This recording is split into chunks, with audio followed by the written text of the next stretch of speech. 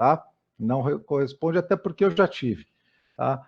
Isso não corresponde. Segundo, desses pacientes todos que eu pego de face longa, nem todos eles, um número de 30% apenas, tinham algum procedimento, algum tipo de resposta degenerativa, ok? Apenas não, um número que eu considero razoável de face longa com alteração degenerativa, 30%. E desses pacientes que tinham alteração degenerativa, eu apenas fiz procedimentos intraarticulares, que ainda para mim são extremamente questionáveis, e em 5 pacientes, onde a gente fez procedimentos com viscosuplementação, com artrocentese, etc., muito embora pacientes eram assintomáticos, ok? Ou com sintomatologia leve.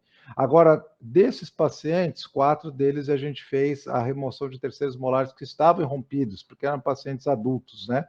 E outro detalhe importante, desses pacientes que tinham alteração articular, já com algum sinal degenerativo, né? 50% deles acima de 40 anos de idade. Bom, definindo o meu grupo amostral e a característica de face longa, eu vou falar para vocês o que eu penso a respeito disso, que acho que é para isso que vocês me chamaram aqui para ouvir, né? Então, o que eu penso disso? São poucos os pacientes, é uma minoria de pacientes que eu vou tratar de face longa com abordagem na região articular. Ponto, tá? Pouco. Se eu for tratar, eu prefiro estabilizar esses pacientes antes. E, honestamente, muitas vezes eu estou com pacientes aí esperando 1 ano, 2 anos de abordagem para que eu possa fazer a sequência do tratamento até ortodôntico. 2 desses pacientes ainda não iniciaram o procedimento ortodôntico, porque eu estou vendo uma melhoria da condição condilar e estou aguardando uma estabilização para ir poder intervir. Operar pacientes com quadro degenerativo ativo, certo? Operar pacientes, eu vou repetir, operar pacientes com quadro degenerativo ativo, dentro daquilo que eu vejo hoje, daquilo que eu li, daquilo que eu participei de outras reuniões, eu acho uma loucura, certo? São erros que eu cometi no passado, só graças a Deus do que é graças a mim, certo? Mas eu acho que você intervir num quadro ativo, eu acho muito perigoso, porque você não tem a resposta, você não tem com estatística bastante favorável nas suas mãos o resultado. Você tem estatísticas do fulano, do Beltrano, do João, do Manuel e etc., mas não estatísticas na sua mão do que vai acontecer.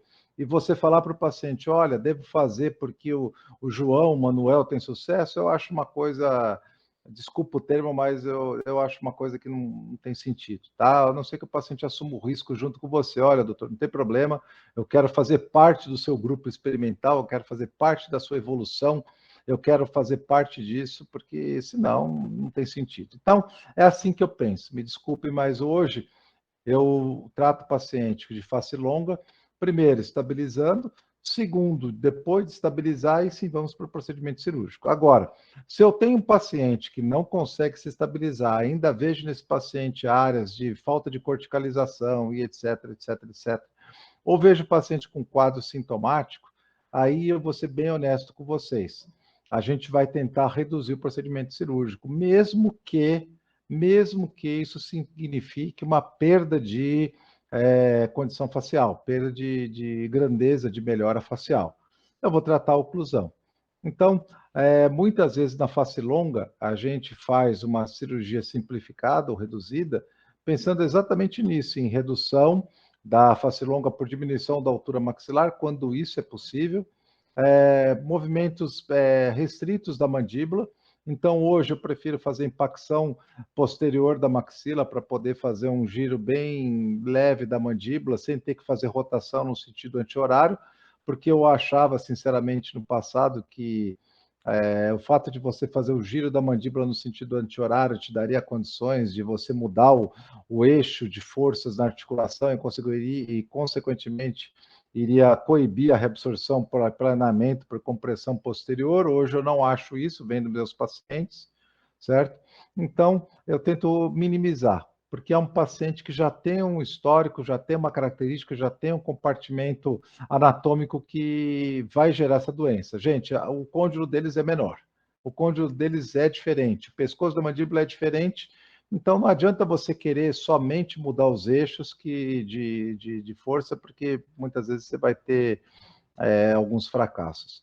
Eu tive 2 fracassos assim retumbantes na minha vida com relação à face longa, uma de uma menina de Minas Gerais, outra de um rapaz do Rio Grande do Sul, que foram fracassos retumbantes de pacientes com degeneração condilar ativa que eu operei, acreditando muitas vezes em medicação, em quimioterápico, em situações para estabilizar a reabsorção condilar, e outro que eu acreditei em procedimentos cirúrgicos relacionados à fixação, uma discopexia e etc., onde eu operei junto com um colega que tinha bastante experiência, que acho que todos vocês conhecem. Então, os resultados foram paupérrimos, os resultados foram realmente muito ruins, e hoje, recebendo outros pacientes, a gente vê que a coisa não é assim tão previsível.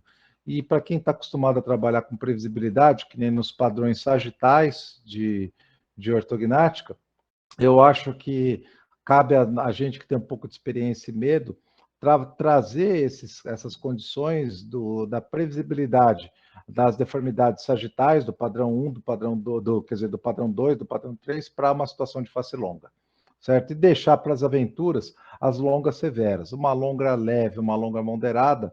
Eu hoje penso 2 vezes em mudar o padrão facial de uma forma muito abrupta, certo? É o meu ponto de vista. Isso sem falar no aprendizado que eu tive a duras penas com relação à parte de osteossíntese desses pacientes quando você faz giros anti-horários, como por exemplo no protocolo do Arnett, onde você faz grandes avanços e etc. Mas são avanços diferentes de um avanço de mandíbula do padrão 2 ou do padrão, porque ele não é simplesmente um avanço reto onde você mantém a zona de contato. A tese do Davi, que é lá da Bahia, mostrou muito bem que quando você faz giro anti-horário, muitas vezes você cria gaps, né? Mesmo que seja um avanço pequeno de 8, 9 milímetros, 10 milímetros, são pequenos, perto de um giro anti-horário, de um face longa severa, né? Quem opera sabe o que eu estou falando.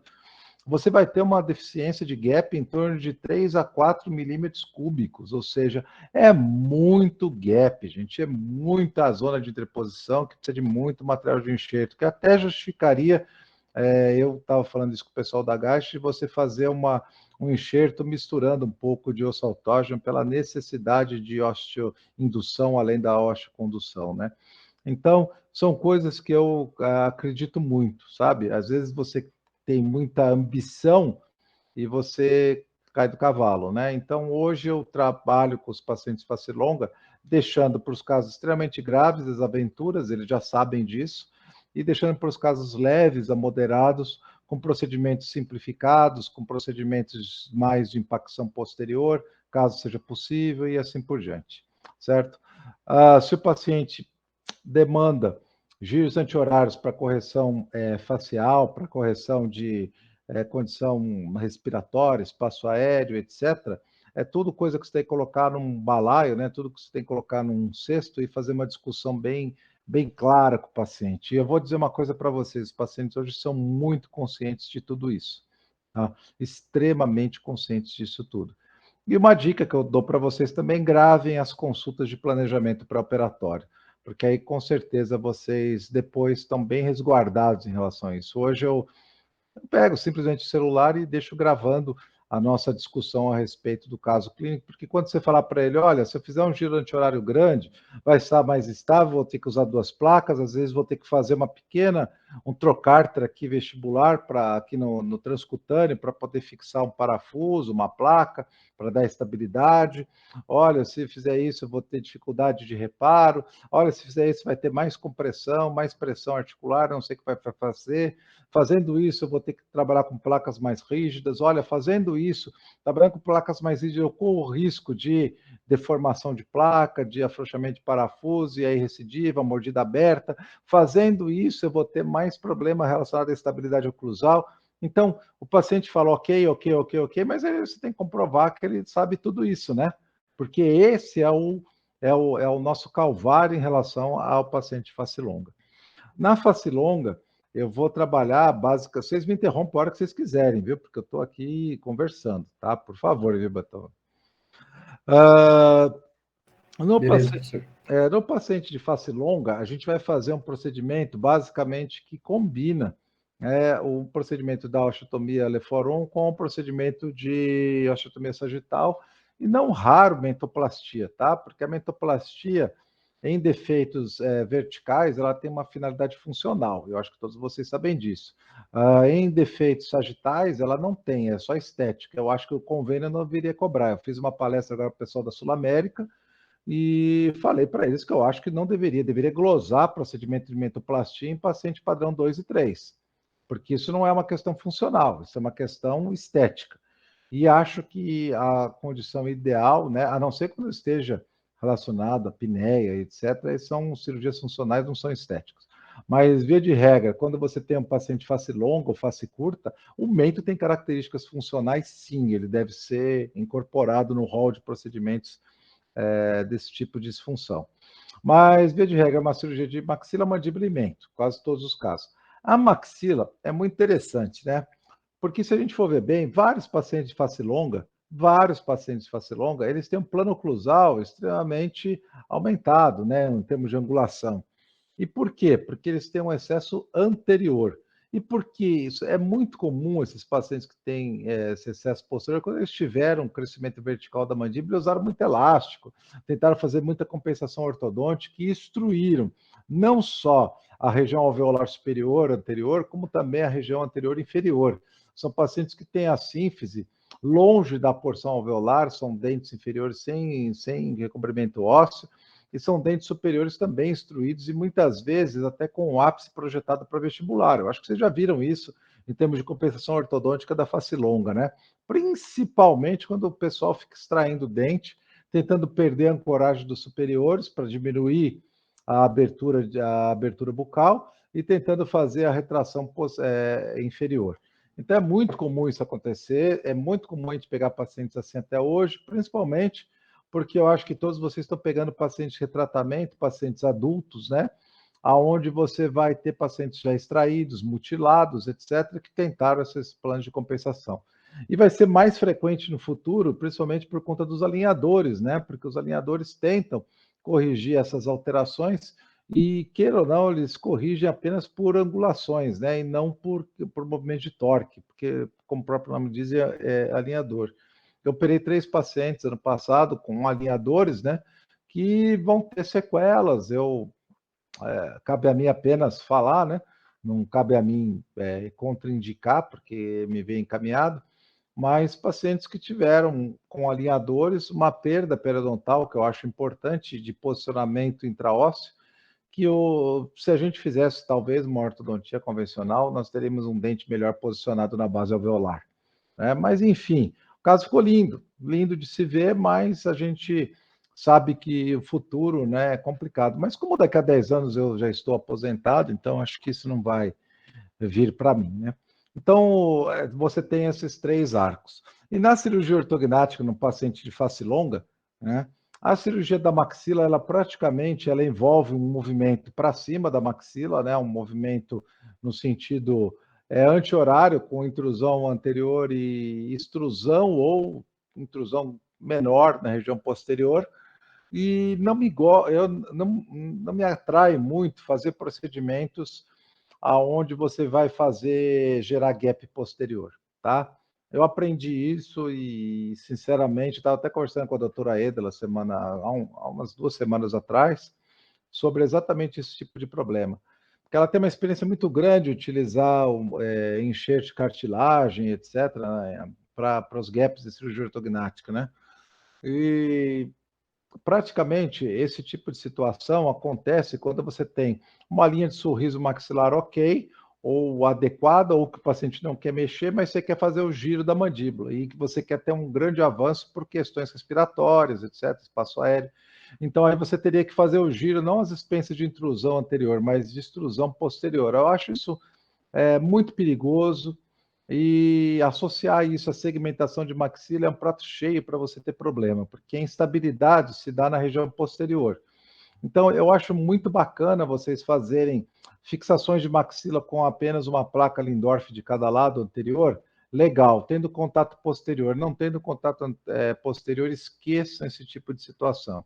Esqueçam esse tipo de situação. E lembre-se, principalmente os que estão começando, o fato de você fazer uma extrusão posterior implica num grande descolamento e numa grande liberação posterior que quase a gente não tem em cirurgia ortognática, né?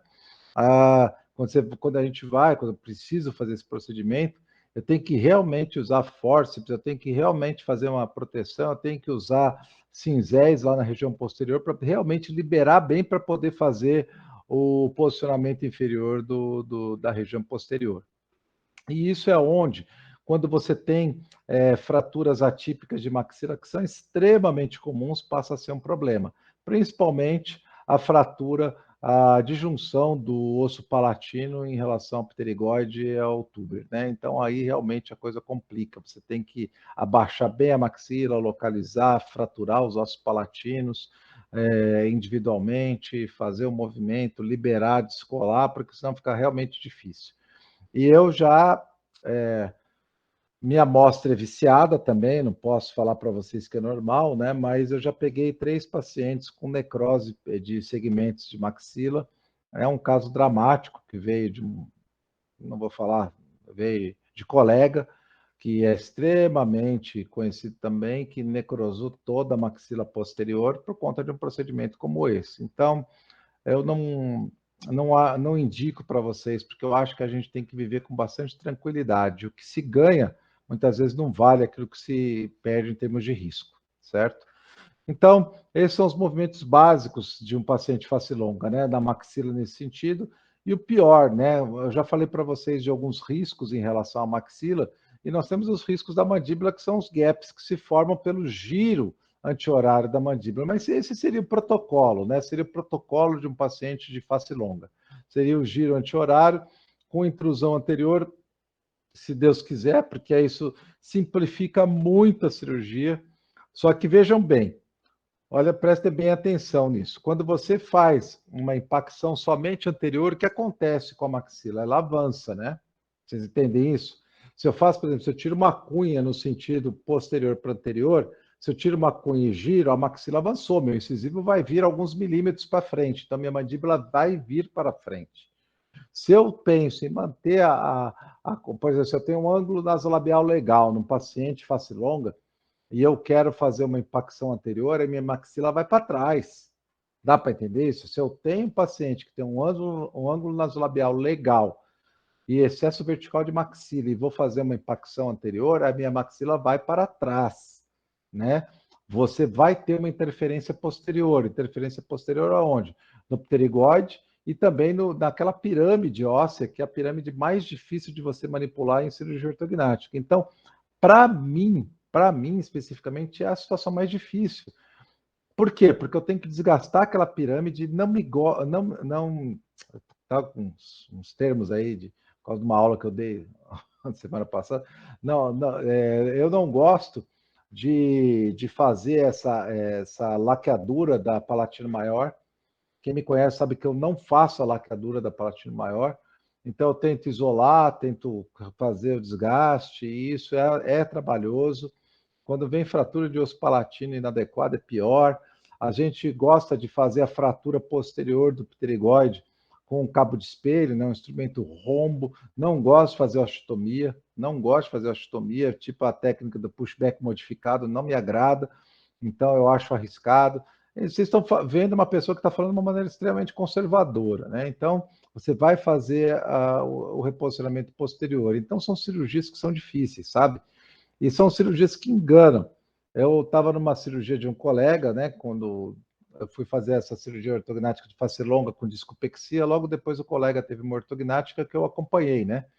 E nitidamente era uma face longa leve, né? Mas eu vi que posicionou o guia, né? Começou pela mandíbula, né? Que o colega gostava de trabalhar assim. E na hora de fixar a maxila, nitidamente ficou fora de posição. Por quê? Eu vi isso, porque na hora que fixou a maxila, soltou a mandíbula, o paciente foi para 2, foi para mordida aberta com 2. Por quê? Porque na hora de fixar havia a interferência posterior e houve na hora de fechar para diminuir a altura, a mandíbula veio para frente um pouquinho, porque tinha interferência posterior que não deixava a maxila ir. Então, eu falo para todos os meus alunos, para todo mundo que trabalha comigo, quando você acabou, se você faz a maxila primeiro ou faz a maxila depois, tanto faz. O erro da maxila é exatamente o fato de você ter interferência posterior e você não checar, não ter passividade. Quando você faz a maxila final, é fácil ver, a oclusão não chega. Agora, quando você faz a maxila primeiro, no guia, o guia tem que estar passivo, você tem que bater e ele está passivo. E a interferência posterior que na face longa dá problema. Gente, num padrão sagital, tudo bem? Estão me ouvindo? Eu vi um blum.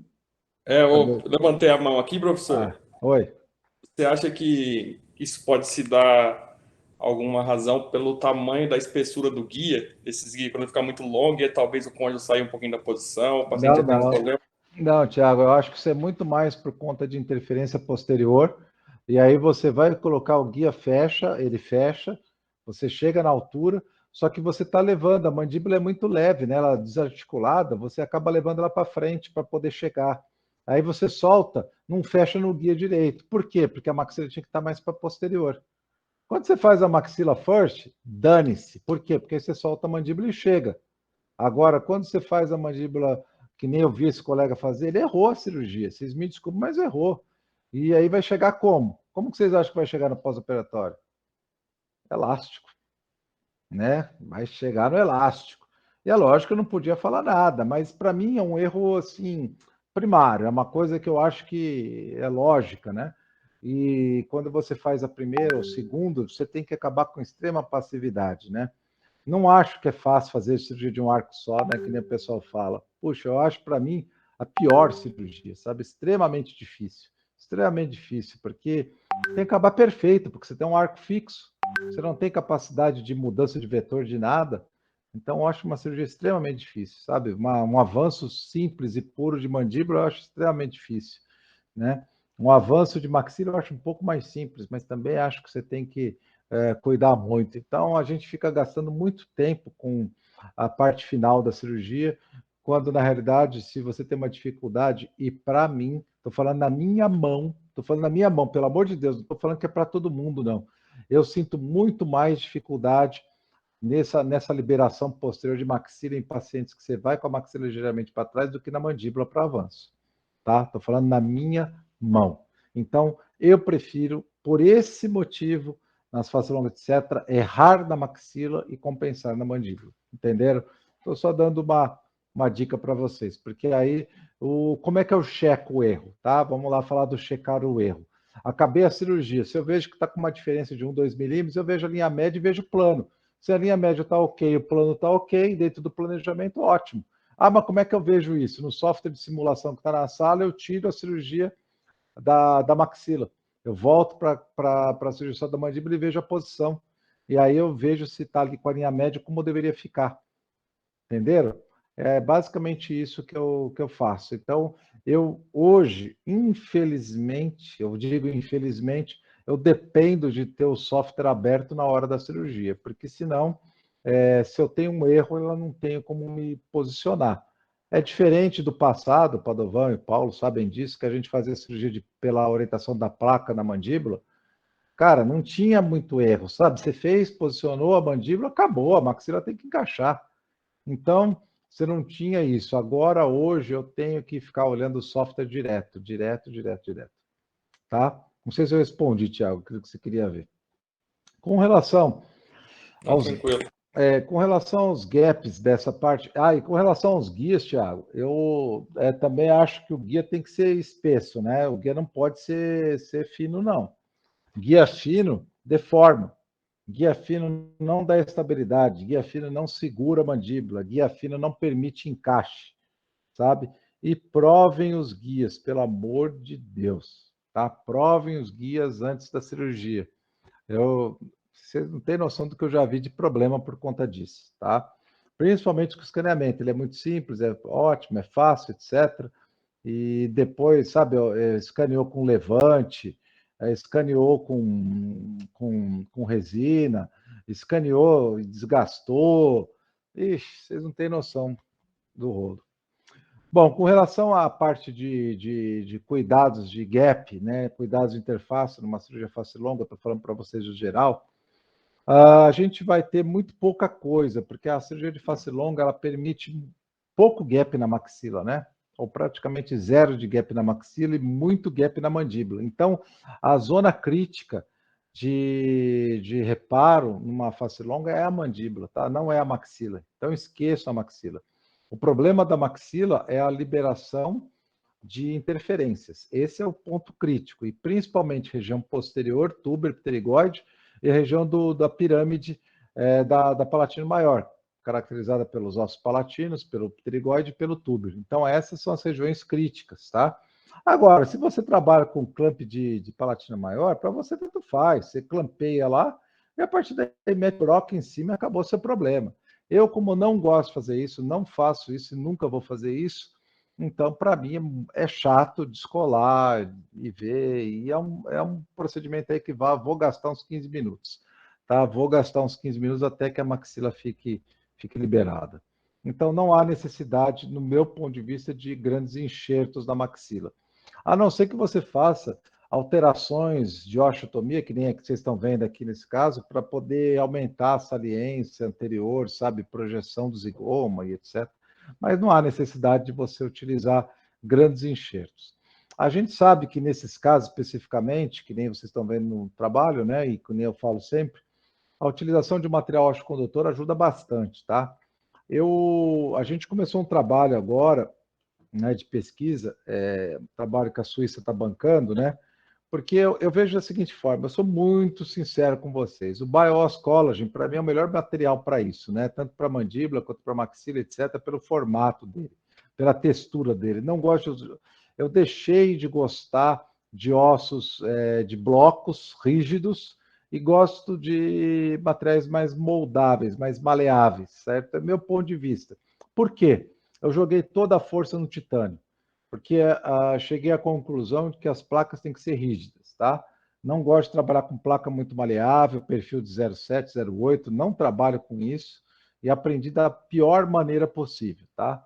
Então, trabalho com placas mais rígidas, trabalho só com Lindorf anterior e mais uma placa de 2 milímetros posterior, fixo bem, bato bem na parte do titânio, e depois eu tenho, para poder acelerar o processo, enquanto esse titânio me der estabilidade, eu gosto de utilizar biomaterial. Gosto. Quanto maior o gap, mais vou para o osso autógeno. Quanto menor o gap, mais para biomaterial. Só que eu acho que o collagen é muito caro. Eu acho que todos vocês vão falar a mesma coisa. Um collagen de 500, numa cirurgia, na última cirurgia que eu fiz semana passada, a gente gastou 6 collagen de 500. Era uma face curta, 6. É muita coisa. Se eu pudesse, eu gastaria 8. Então, hoje, até eu estou aperfeiçoando aquela aula que eu dou de biomateriais, eu estou trabalhando muito com materiais aglutinantes diferentes com materiais particulados. Então, eu uso material particulado, já trabalhei com o pessoal da Pleno, já trabalhei com o pessoal da Gaja, etc. Gosto muito da Gaja, óbvio, mas misturo esse material, ao invés de usar o collagen, estou utilizando uma cola biológica, são as colas hemostáticas que você utiliza. Eu estou gostando muito de trabalhar com Supercloth hoje, e aí você mistura, você consegue volume e aquele aspecto que você quer, sabe? Aquela condição que você quer maleável para poder fazer essa região do gap, da fratura, e também a região da sagital. O que você pode fazer também? Você pode trabalhar com stick bone, você trabalhar com PRF, etc., e fazer também essa mistura e trabalhar dessa forma, certo? E é algo que eu estou fazendo agora dentro desse estudo que está sendo bancado, né? Não tem conflito de interesse, obviamente, porque está sendo bancado, mas eu estou comparando o PRF de um lado com o hemostático do outro, associado a partículas, porque eu acho que nós temos que resolver. Não adianta eu ter um material maravilhoso, mas que o convênio só me paga 4. Ou que, no particular, eu não consigo colocar 6 blocos numa pessoa. Ou vocês conseguem. Eu particularmente, não consigo. Tá? Então, eu preciso resolver essa situação. E já um frasco de 2 gramas de BIOS é algo que, para mim, né, e outros materiais que são até mais baratos, para mim, se torna mais próximo, né? E se você pensar em PRF ou pensar em Supercloth, uma bisnaguinha Supercloth custa R$ 600. Então, eu acho que dá para vocês, do ponto de vista prático, usarem. Gente, eu vou ser bem honesto, eu não fazia isso. Eu né? Eu só usava os cortes mesmo, as osteotomias, tentava aproximar e pau. E realmente a chance de problema, os problemas que a gente teve foram pequenos. Mas hoje, eu vou dizer para vocês que há muito tempo eu não sei o que é uma pseudoartrose, o que é um atraso de reparação, e estou até antecipando as liberações dos meus pacientes, porque eu estou vendo tomograficamente com 30 meses, com 30 dias. Eu estou antecipando a tomografia, a segunda tomografia de controle para 30 dias, porque é um espetáculo, é um espetáculo. Eu estou impressionado e estou surpreso. Então, acho que vocês deveriam caminhar nesse sentido também, dentro do meu ponto de vista. Na osteotomia Lefor 1, para esses excessos verticais, durante muito tempo, os meninos que trabalharam comigo sabem que eu já tirava uma fatia para facilitar o meu acesso, né? Depois eu comecei a fazer só um corte e desgastando à medida que o osso vai sendo posicionado. E vou falar as duas coisas que eu penso, né? No ponto de vista de orientar minha fratura, com certeza você tirar um fragmento é muito melhor. Você orienta a sua fratura, fragiliza a sua maxila, você enxerga o interior do seio, você enxerga a sua osteotomia, enfim, é muito mais fácil. Porém, do ponto de vista de controle de gap, você fazer a down fracture depois de desgastar da medida que você precisa, é uma atitude mais inteligente no sentido de contato ósseo.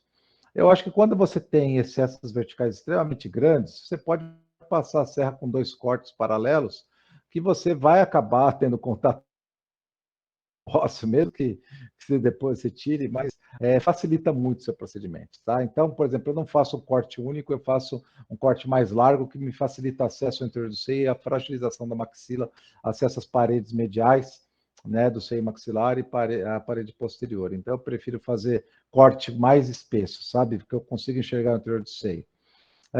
Lógico que o meu corte no túber vai depender da posição do túber em relação ao processo pterigoide. Tem pacientes mais favoráveis, outros menos, mas tentem garantir que você consiga fraturar o palatino, porque isso é muito importante. Dentre as osteotomias, que nem eu falei para vocês, a Leforma que eu mais uso e pretendo evitar segmentações, certo? Ou se puder fazer só uma segmentação sagital, melhor.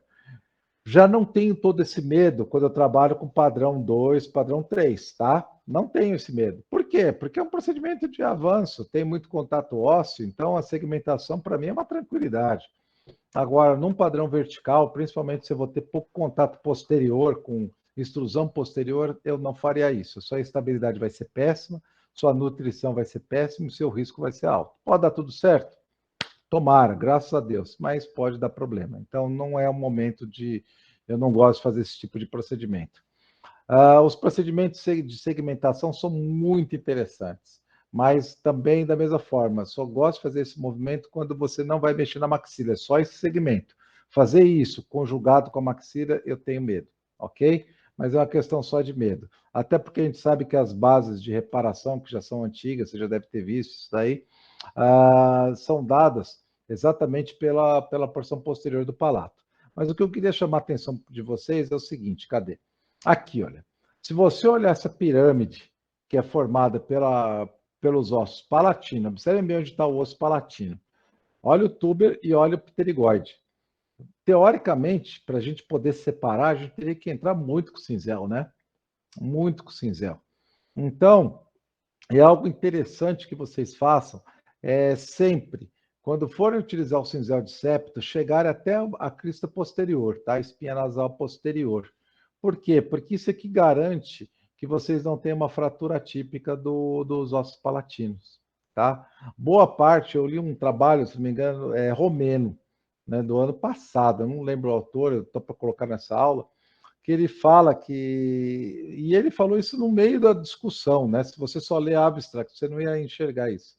E ele fala que talvez, e eu concordo, a hora que eu li aquele trabalho já valeu a pena, um trabalhinho de uma página só, que talvez boa parte dos erros relacionados a fraturas atípicas de maxila estejam relacionados à falta de cinzelar o septo nasal até a espinha posterior, né? Porque aí você mantém essa região posterior ali de inserção e aí na hora que você fizer down fracture faz um plano de clivagem anterior, tá? Então, tomem cuidado com isso, sabe? Isso é uma coisa que eu tento falar para os meninos que trabalham comigo, para o Vitor, Marco, porque essa separação é muito importante. E eu tenho um paciente que ficou famoso aqui na região, no Brasil todo, que ele necrosou toda a maxila, né? Ele foi tratado em São Paulo, aqui, etc. No final, caiu aqui no Brademark para a gente poder reabilitar. Ele necrosou a maxila toda dele. E nitidamente o que aconteceu, olhando as tomografias lá, que ele foi operado em Rio Preto, né? A gente viu nitidamente que o que aconteceu? Eles avançaram a maxila, deixaram os ossos palatinos, isquemiaram o palato, que é a zona de vascularização, acabou com tudo. Foi um erro de fratura posterior, foi uma bad fracture de maxila. E esse ponto eu falo para vocês 10 milhões de vezes. Se tudo que eu vou falar para vocês hoje, o que ficar a respeito dessa fratura, nessa posição, para mim eu estou muito satisfeito. Tá ok? Isso é muito importante. Uma coisa também importante em saber a respeito disso, onde é que está aqui, deixa eu só mostrar para você, é isso daqui, esse trabalho aqui, ó, esse trabalho Chang, que mostra a distância, normalmente, que você vai fazer a profundidade de osteotomia na parede medial do seio, ou parede lateral de face nasal, né? Porque aqui eles vêm com uma média de 34 milímetros. Então, isso daqui, olha, em 1998, era o que a gente tinha, né? Eram feitos estudos em cadáveres, né? Em crânios secos, né? Para a gente ter média. Hoje em dia não tem justificativa você ficar usando média. Pô, vai lá e mede, tá? Vai lá e mede. Eu estava conversando com o pessoal aí de, como é que chama, desses planning centers, né? O cara tinha que dar umas medidas, né, para o cirurgião, para ajudar o cirurgião. Pô, é uma coisa é vender lá o seu software, vender o planejamento, mas não dá as medidas principais pro cara, pô. Eu sempre meço como é que é a profundidade da fossa nasal, qual que é a distância da espinha nasal anterior para a espinha nasal posterior, porque aí eu simplesmente marco lá no cinzel, né? Coloca uma fitinha, coloca uma borrachinha, e aí você faz o procedimento muito sossegado, muito tranquilo, com base métrica e customizado para o seu paciente. Customização não é simplesmente você usar o guia, customização é você também usar toda a informação anatômica para você poder ter o máximo de resultado, o máximo de precisão, né?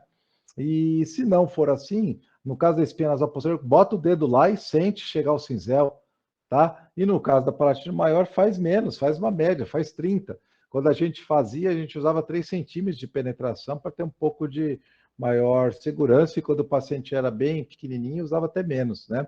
Então, essa distância, né, é muito importante, tá? Essa distância é muito importante.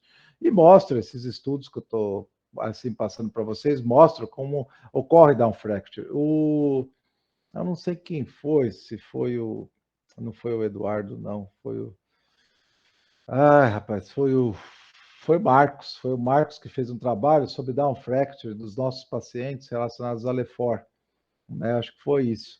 E ele mostrou estatísticas muito parecidas com essas daqui, por exemplo, essa do Lanigan, com relação à parte de segmentação da região posterior e fraturas atípicas do pterigoide com o tuber.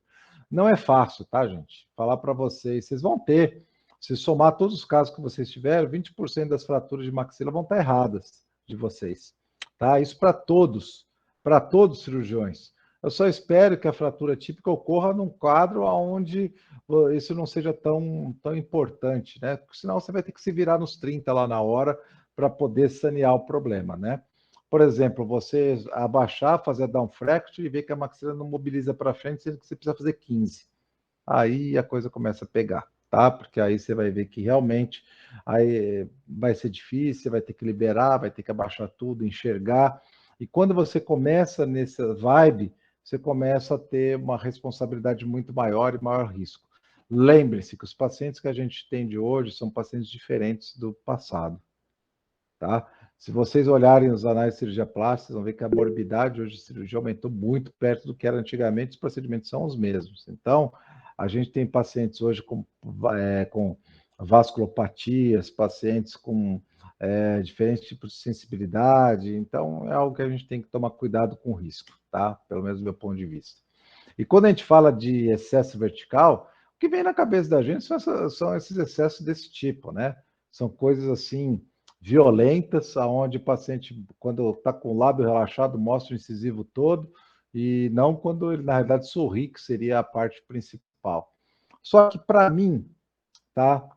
muito sinceramente, para mim isso não é problema, tá? Para mim esses casos, geralmente, são casos que respondem bem. Grandes discrepâncias significam casos onde realmente você vai ter grandes resultados. Pequenas discrepâncias são casos que exigem do cirurgião um máximo de atenção e o esmero em termos de planejamento.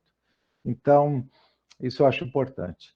E da mesma forma, você querer fazer procedimentos, você tem que entender o seguinte: qual que é o objetivo da sua cirurgia ortognática de excesso vertical? Qual que é o seu objetivo? Remoção de parte óssea impactar a maxila dentro do seu planejamento. Esse é o seu objetivo. Tomem cuidado, porque o acesso é menos importante do que o objetivo. Acho que vocês entenderam, né? O acesso é menos importante do que o objetivo. Tá bom?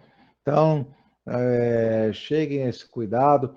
Eu gostaria que vocês pensassem um pouco como é que vocês fazem um desgaste, né, num giro anti-horário de uma pirâmide posterior próximo do canal palatino com acesso reduzido, tunelizado.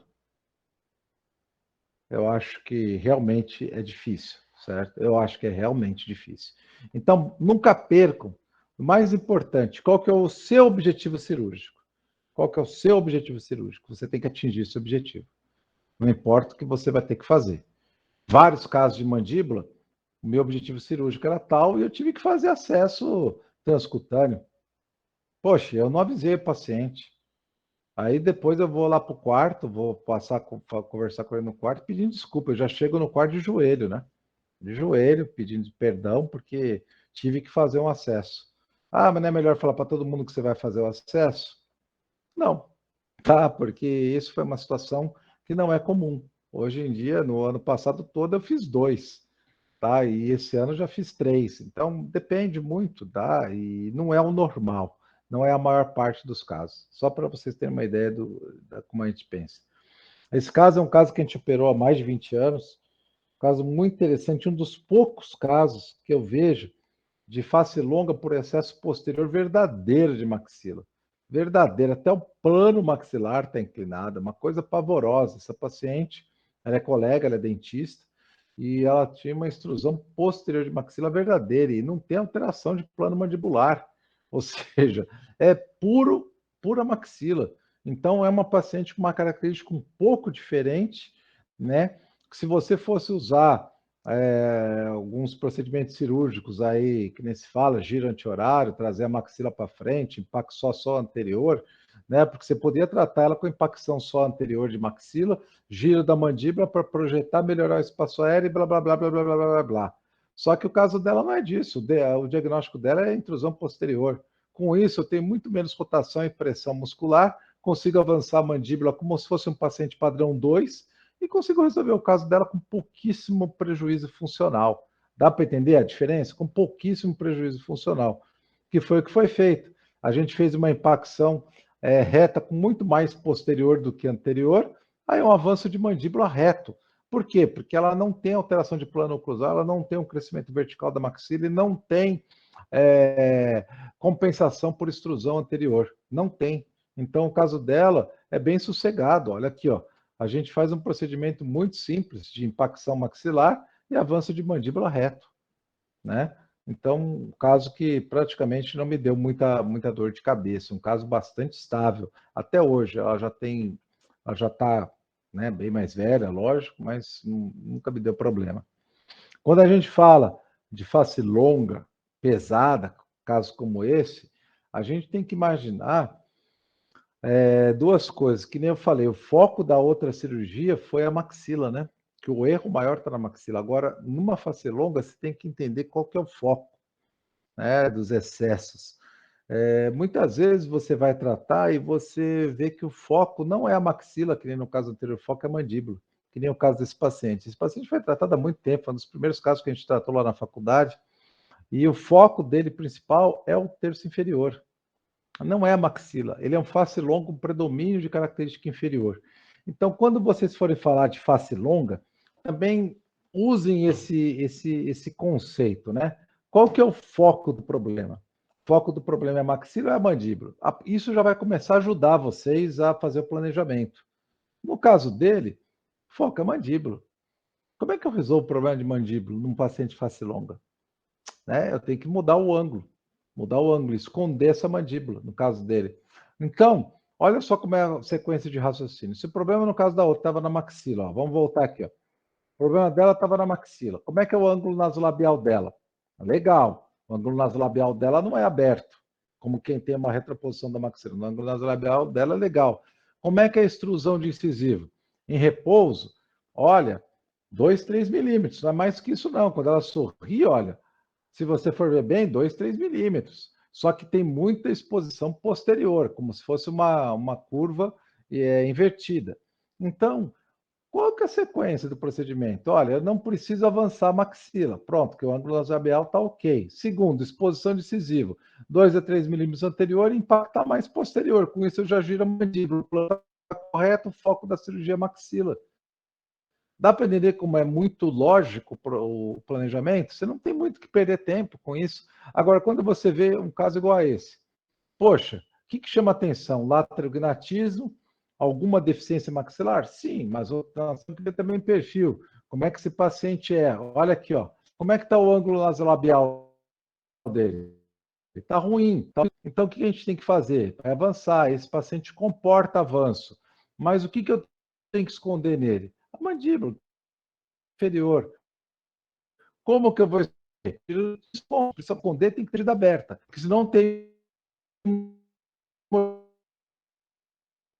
mordida aberta, cara, é simples. Se for ver bem, não tem muita dúvida em relação ao procedimento. Qual que é o foco? Terço inferior. Como é que eu escondo? Se tem mordida aberta, giro. Se não tem mordida aberta, retroposicionando, diminuindo a altura. Pô, cara, mas não tem muita dúvida. Então, são essas coisas que precisam ficar bem claras. E são batidões, né, quando a gente faz o movimento cirúrgico, que praticamente não mudam. Esse paciente fez uma expansão de maxila, chamado para ele um avanço de mandíbula. Por quê? Porque se houvesse necessidade de correção anteroposterior, por exemplo, ele tem uma mandíbula aqui que é grande, né, mas ela não está anteriorizada por conta do crescimento vertical, então tem que rodar. Se eu rodar na posição que está, ela vai retruir, vai vir para trás. Por quê? Porque ela vai girar e o incisivo, ao invés de girar para frente, ele vai ter que impactar um pouquinho, vai ter que retrair um pouco. Então, eu vou ter que estimar essa conjunção de movimento. Quanto eu quero avançar a maxila, quanto que eu vou acertar a mandíbula. E quais são os parâmetros que a gente usa? Né? Quais são os parâmetros que a gente usa para acertar a posição da maxila? Vocês têm cefalometria, acho que vocês já tiveram várias aulas com colegas, você sabe o ponto vertical subnasal, a frente da gabela, você sabe o ponto de exposição de sorriso, tudo isso daí. São parâmetros legais, são parâmetros que você pode usar legal. Só que também, gente, vocês têm que entender que você pode deixar um pouquinho a mais, principalmente se for mulher, você pode deixar ela um pouquinho mais protrusa. Você tem que entender que se o paciente tem um pouquinho mais de inclinação alvéolo-dentária, você não pode exagerar, porque senão você vai ficar com um ângulo nasolabial muito, muito proeminente, o paciente vai acabar ficando com o nariz muito feio. Então, a gente tem que tentar somar essas informações para que a gente possa fazer algo dentro daquilo que é possível. E eu gosto muito de conversar com os pacientes a respeito de limitação, né? Limitação é uma coisa muito importante. Limitação a gente consegue demonstrar muito bem na parte de craniotomia, na parte de crânio de medida, né? Craniometria. Porque, por exemplo, uma simetria. Eu fazendo toda a parte de planejamento virtual na parte craniométrica dele, eu mostro para ele que ele não vai ficar simétrico. Eu mostro para ele que ele vai ficar esqueleticamente melhor, equilibrado, mas ainda assim vai ficar com deformidades. Que a única maneira de resolver seria fazer uma prótese customizada no lado que ficou menor ou fazendo desgaste do outro. E isso é uma coisa que eu deixaria para fazer depois, porque em cima disso vem um tegumento, né? Vem um tecido mole que muitas vezes também está simétrico. Então, essa compreensão é importante. E essa compreensão para esse paciente, quando você mostra que eu preciso impactar, eu preciso retruir a mandíbula, eu tenho que levar a mandíbula para trás. E isso implica em não ganhar tanto anterior à maxila, pode ser importante. e para esse paciente foi importante não ganhar tanto. Por que foi importante não ganhar tanto? Porque ele já tinha uma deficiência de não ter os dentes anteriores que seria compensada pela prótese. Então, esse ângulo nasolabial dele é falso, porque se vocês olharem bem, ele não tem dentes anteriores. O ângulo nasolabial dele, na realidade, é muito bom. Então, eu vou conseguir esconder essa mandíbula. E vocês vão ver isso no próximo caso, que é muito interessante. Tá? Muito interessante para mostrar isso. Então, tem recuo sim. Ah, mas como é que está o espaço aéreo? Nessa época a gente não via isso, a gente fazia cirurgia em modelo de gesso, etc. Né? Mas aonde que eu vou esconder? Essa mandíbula vai vir para trás. Show de bola. Segunda coisa, diminuir a altura no mento. Ah, quanto? Se eu tenho um excesso, aí você vai usar quanto que eu te diminuo a altura do mento? São as coisas que eu não gosto de falar, sabe? O pessoal chega para mim e fala qual que é a medida que você usa, qual que é o protocolo que você usa. Não tem isso, gente. Pelo amor de Deus, sabe? A mesma coisa, eu mostro sempre, eu respondo isso com o trabalho do IMPA, né? O trabalho do IMPA que o Dino sempre mostra nos cursos dele, etc. Qual que é o IMPA certo? O IMPA é 90 graus, só que você vai pegar pacientes com condições periodontais e rostos muito bacanas, e aonde você tem IMPA de 110, 120. Então, para com isso, sabe? Eu tenho os terços faciais, proporção de 1 para 2, 1 para 1,5, 1 para 1 em termos de terço, mas isso não é um parâmetro. Se eu não puder reduzir tanto assim, não reduzo. Se eu tiver que deixar ele um pouco maior, deixa. Dane-se, sabe? Porque a gente vai ter que criar uma característica de tendência. Tendência, e não uma característica objetiva. Se você transformar sua cirurgia em algo objetivo, você coloca um procedimento de fim. E aí você começa a ter problema. Tá? Isso você começa a ter problema. Ah, chega aqueles pacientes, doutor, o senhor vai avançar quanto minha maxila? Eu falo, não é da sua conta. Porque o que vai avançar na realidade é fruto daquilo que você tiver de relação com o antagonista. E essas medidas podem mudar na cirurgia pelo fato do seu dente encaixar aqui ou aqui. E aí o que eu faço? Eu pego um modelo de gesso, coloco para ele e falo, ó, tá vendo essa posição? Tô. Olha só como é que há uma diferença, ó. Coloca ele um pouquinho mais para frente, com um overbite um pouquinho maior, ele vê que aumentou 3 milímetros em cima. Aí ele já fala, ô, louco, tudo. Então, como é que você quer me perguntar uma coisa dessa? Vai depender de como eu deixar sua oclusão. E essa oclusão vai depender da interferência óssea. Vai depender da placa, porque às vezes a placa dá uma torqueada, muda alguma coisa. Seja claro, gente, seja claro com o paciente, explique tudo isso para ele, certo? E grave. Grave, porque senão ele vai depois esquecer. Esse paciente fez a cirurgia na mandíbula, fez a cirurgia no mento, primeiramente. Vocês estão vendo o retroposicionando, era uma época que a gente usava parafuso interfragmentário para poder fazer esses procedimentos. Na maxila, a gente fazia as aberturas primeiro, depois ia desgastando placas. A gente usava 4 placas. Eu não uso mais isso, eu uso placas mais rígidas, uso Lindorf. Quando eu trabalho com face longa, isso é menos necessário, tá?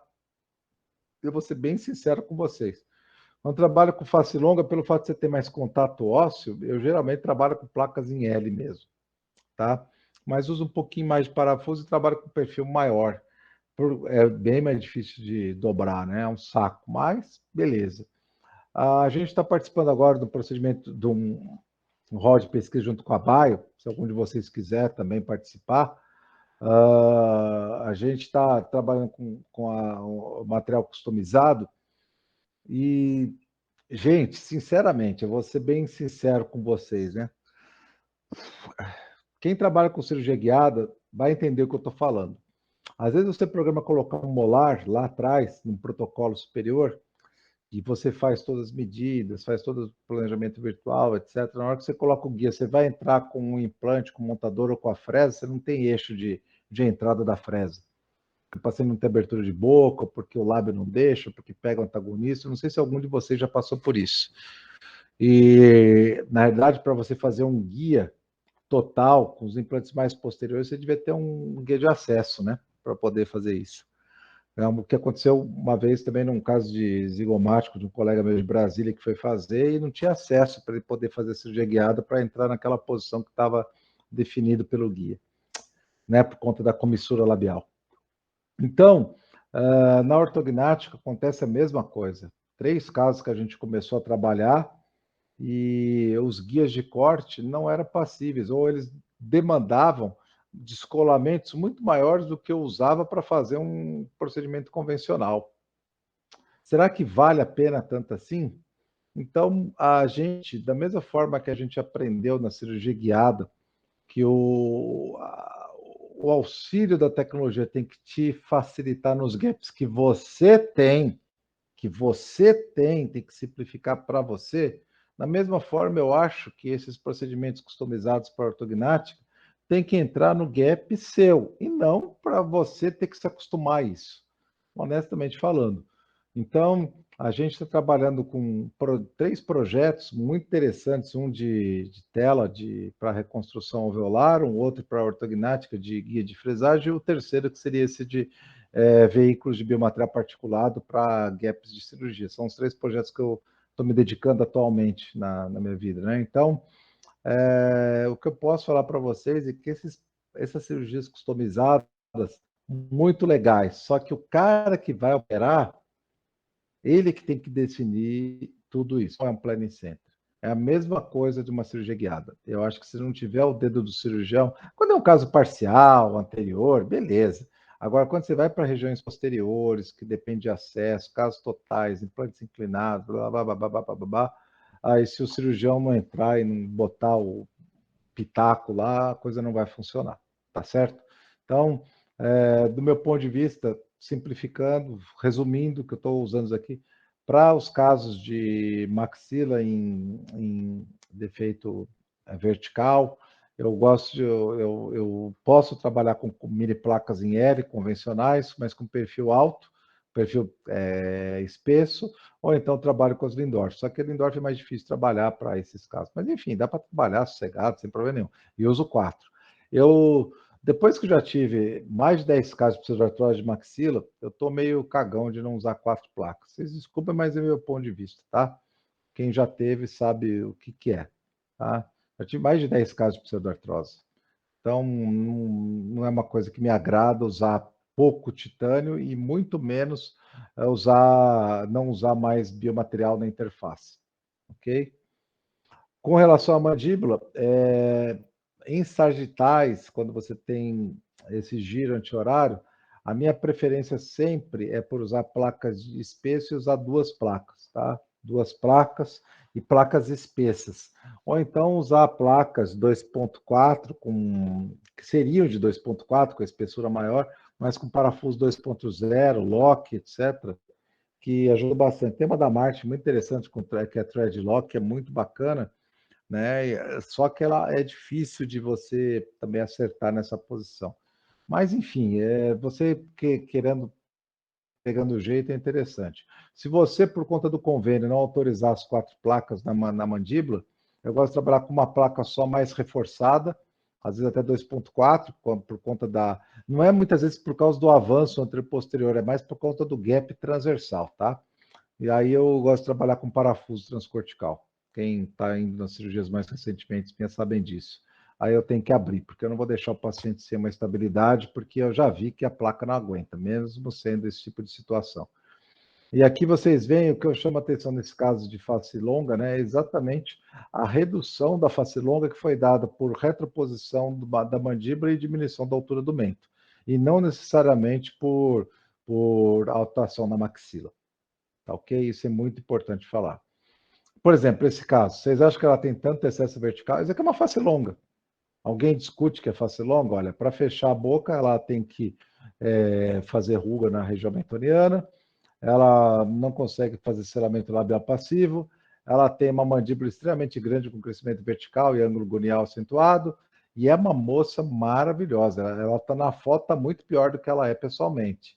Ela é uma personal trainer de São Paulo, ela é muito bonita, e ela só decidiu operar porque ela achou que o rosto dela era muito masculinizado. E como ela já era bastante malhada, ela falava, isso me deixa um pouco de complexo, né? Porque ela era forte, assim, mas não era forte né? Tipo, não, ela era malhada, assim. É uma moça muito bonita, chama muita atenção.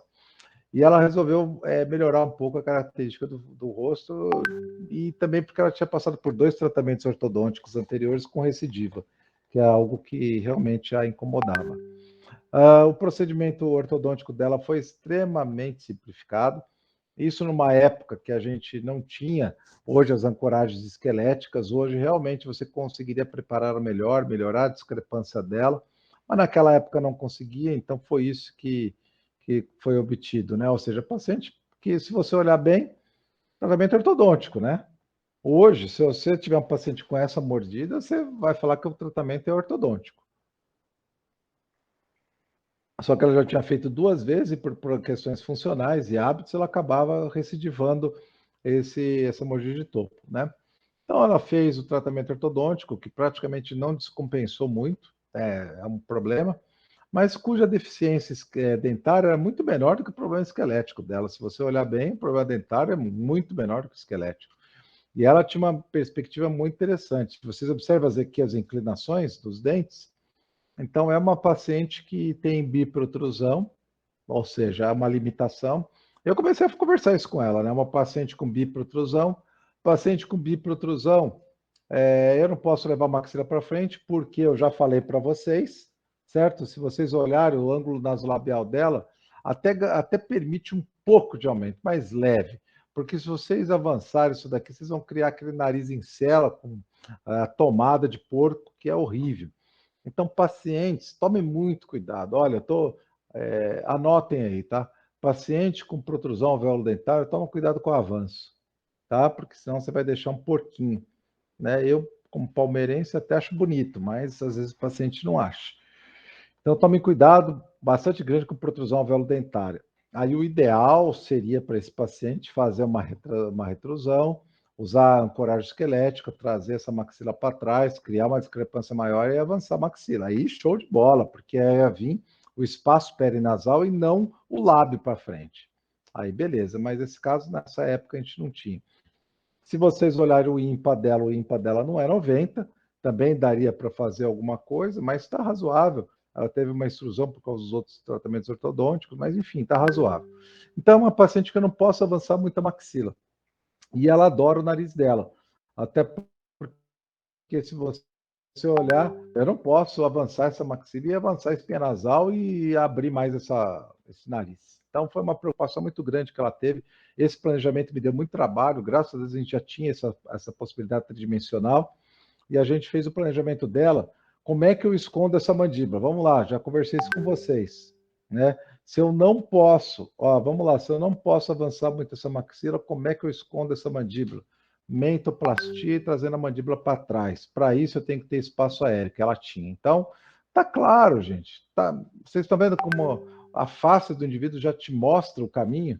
Então, a gente vai fazer isso. Olha, a mandíbula veio para trás, tá vendo ali? Ó, a mandíbula veio para trás. Ela não perdeu a projeção anteroposterior decisiva, não perdeu, só que com o giro ela acaba impactando.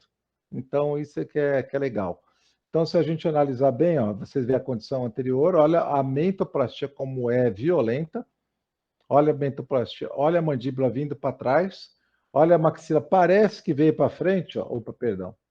A maxila parece que veio para frente, mas na verdade ela não veio muito para frente, ela subiu só. E subiu muito pouco, subiu muito pouco. E o que ela fez? Ela veio para cima e veio com uma impacção posterior. Para que ela veio com a impacção posterior? Mesmo que eu venha perder um pouco do ângulo oclusal, do plano oclusal. Por quê? Se vocês olharem, esse plano oclusal aqui deve estar mais de 7 graus. Mas por que eu deixei assim? Para poder esconder a mandíbula, para poder permitir o avanço do mento.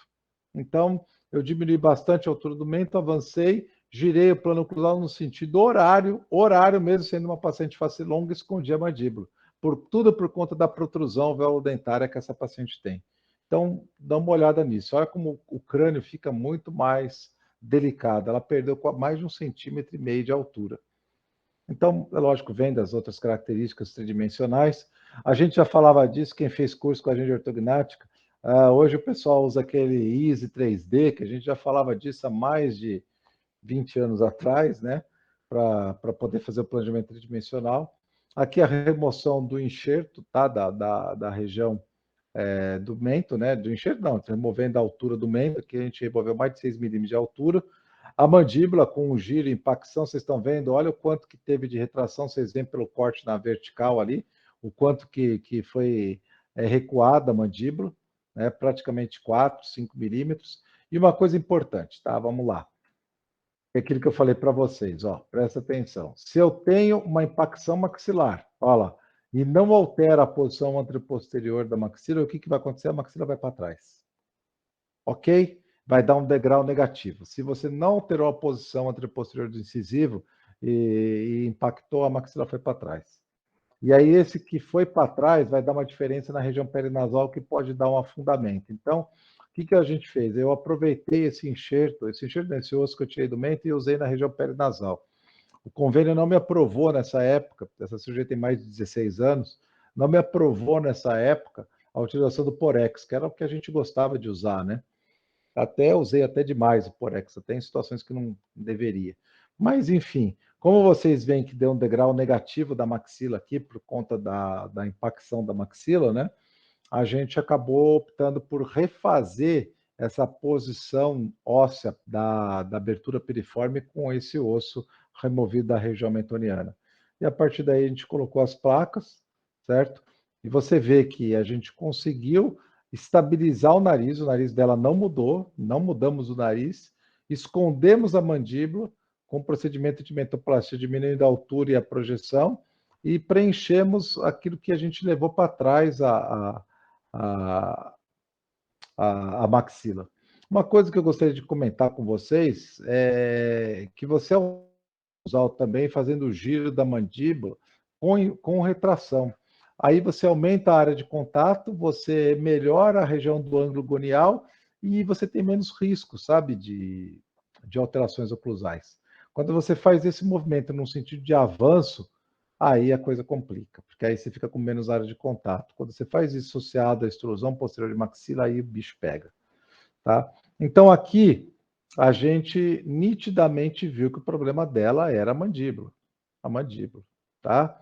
E ela tinha pouca margem de manobra para poder fazer avanço da maxila. Olha onde é que está. Se vocês pegar as cefalometrias, veja a linha subnasal em relação à glabela, vê se dá para trazer esses mais para frente de acordo com aquelas análises faciais do Ayala. Vê se dá para fazer. Não dá. Então é o que eu digo para vocês. Preservem.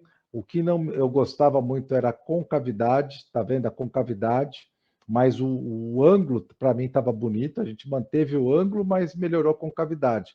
Como que eu melhorei a concavidade?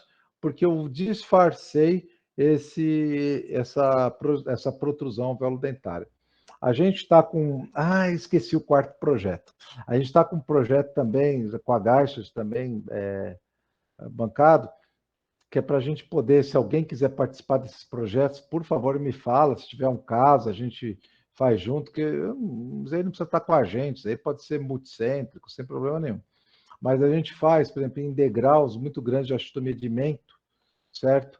E eu não estendi para a região da maxila, vai ser um projeto a seguir, a gente fazer a recomposição desse mento, sabe? Aquele degrau que fica na osteotomia do mento, que você avança, esse degrau é extremamente antiestético, deixa sequelas importantes. Tem vários pacientes que ficaram horríveis com esse degrau, né? E isso acontece bastante em face longa, com todos esses casos que eu mostrei para vocês.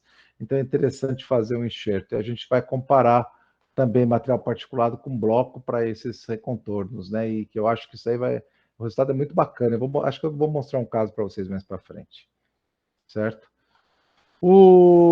A face longa 1, né? Vocês viram até agora, o caso anterior, a face longa 3, mostrei algumas face longas com característica predominantemente mandibular, né? E vocês veem aqui uma face longa com os dois. Agora, o contrário, com a mandíbula para trás, onde eu preciso ganhar proeminência, né? Vocês viram os casos onde eu preciso esconder, que são os casos daquele rapaz e da outra. Agora eu preciso mostrar. Então, esses casos são casos onde eu deveria pensar em giro anti-horário. Porque onde eu quero esconder na face longa, eu já falei. Agora aqui eu quero mostrar. Essa paciente precisa de mento, ela precisa de mandíbula, precisa melhorar a linha de pescoço. Então, são coisas que eu preciso melhorar, certo? É uma paciente longa 1 com assimetria facial discreta. Craniometricamente, ela tem uma assimetria facial muito maior do que a assimetria facial, né? Se vocês olharem bem, craniometricamente está muito pior. E isso é resultante de sequelas de tratamento ortodôntico. Ela fez 3, 4 tratamentos ortodônticos, estava com o saco cheio. Dá para ver as características de face longa pela extrusão alveolo-dentária dos incisivos inferiores. É uma paciente extremamente compensada, se você olhar, ela é protrusa. Quando eu tenho paciente protrusa desse jeito, eu tenho que imaginar que grandes avanços podem me dar um ângulo nasolabial inadequado, mas ela ainda aceita um pouquinho de avanço, tá? Se vocês olharem, aceita, mas ela tem uma região de depressão perinasal, pensar em termos de enxerto, porex, etc., mas pouco avanço, certo? E se eu for pensar num procedimento que eu vou impactar muito, aí a coisa vai complicar, porque eu vou ter que retrair, e aí vai ter toda aquela parte de interface. Observem que ela precisava impactar, ela não gostava desse sorriso. Quando ela sorria, aí mostrava mais assimetria, certo? Então, um excesso vertical de maxila e caracterizado por uma exposição gengival, né? Nesse caso aqui especificamente, apesar dela ter essa característica facial, esquelética de dente com protrusão alveolo-dentária, ela não tinha uma inclinação de dente aparente, tá? Dá para vocês verem? Então, eu achei que eu poderia, por conta desse aspecto dela, eu achei que eu poderia fazer um procedimento impactando mais anterior, tá? Achei, certo? Achei que poderia fazer. Por conta desse aspecto vertical, vocês estão vendo o aspecto vertical dos incisivos? Então, achei que poderia dar uma inclinadinha de leve, com impacção mais anterior do que posterior. E por que, só, pelo amor de Deus, por que eu estou pensando numa impacção mais anterior que a posterior? Alguém pode me falar, pelo amor de Deus, depois de tudo que eu falei? É para projetar a mandíbula.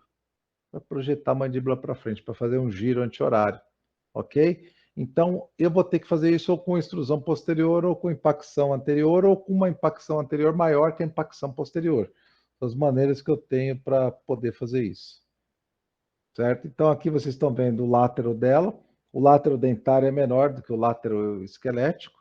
Vocês estão vendo a oclusão dela, ela tem uma discrepância dentária pequena, que significa eu vou ter que trazer essa mandíbula para frente, e se eu simplesmente encaixar sem trazer a maxila para frente, ela vai recuar, eu vou ficar com a mandíbula menor, concorda? Então, essa maxila dela vai ter que vir para frente, tá? E eu acho que esse ângulo aqui nasolabial me permite isso. A inclinação, apesar de crâniométrica não favorecer, mas clinicamente favorece, então eu vou girar essa maxila, avançar, não vou ter interferência posterior e depois eu volto, trago a mandíbula para frente. Então, diagnóstico bem fácil também, né? Olha aqui, ó. Bem fácil de fazer. Aqui a simulação no Dolphin, né? Várias simulações com a sobreposição, sem a sobreposição, e era esse o objetivo terapêutico final que a gente tinha. Aqui vocês estão vendo a simulação, a condição pré e pós-operatória, na condição tridimensional. Eu tive que corrigir um pouco de assimetria no mento, não sei se vocês percebem, o mento está girado para o lado direito, para poder compensar, certo?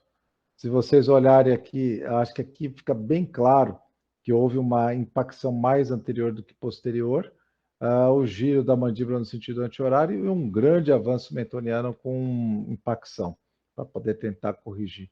Houve uma diminuição da altura facial com um grande ganho anteroposterior, em torno de 1,5 cm. Aqui dá para ver bem, né? Eu gosto muito dessas vistas submento vértice, seria daquelas radiografias, né? Mas inferior, superior, porque você consegue visualizar bem a simetria mandibular. É através dessa condição que você vê bem a simetria mandibular, né? E com isso você consegue imaginar, olha a diferença de degrau do lado esquerdo para o lado direito e o mento girado para o lado direito. Alguma dúvida aí, Beethoven?